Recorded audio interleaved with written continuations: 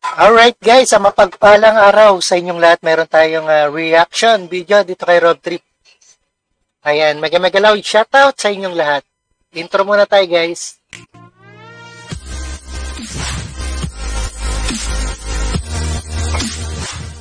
Alright, sa mapayapang araw sa inyong lahat, Vice President at ex-presidents hindi na makakasama sa listahan ng NSC or National Security Council members.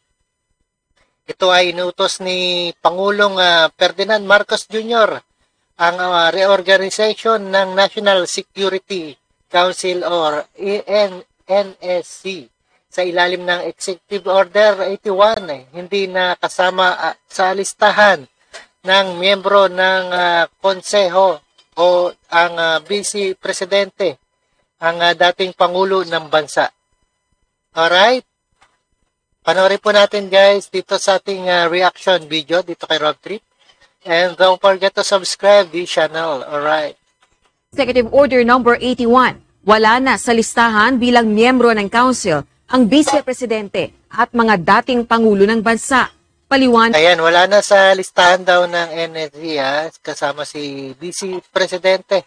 Tinanggal at si ex-president. Secretary Lucas Bersamin, layo ng EO na streamline ang membership ng NSC at ang Vice Presidente ay hindi itinuturing na may kaugnayan sa mga responsibilidad ng NSC. Sa kabila nito, may kapangyarihan ng Pangulo na magdagdag pa ng miyembro o advisors. Nakasaad naman sa EO na kailangang Ayan ang inutos ni President Bongbong Marcos ng NSC ay mananatiling matatag na institusyon para sa pambansang seguridad.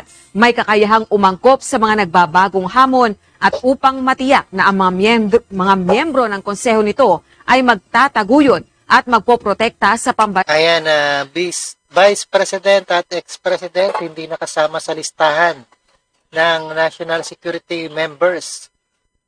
Sang seguridad at soberanya. Alright, napanood at napakinggan po natin ang mabilis na reaction video ni Rob Trip. And see us again sa ating the next one. Alright, this is your friendly neighborhood, Rob Trip tayo. And peace out.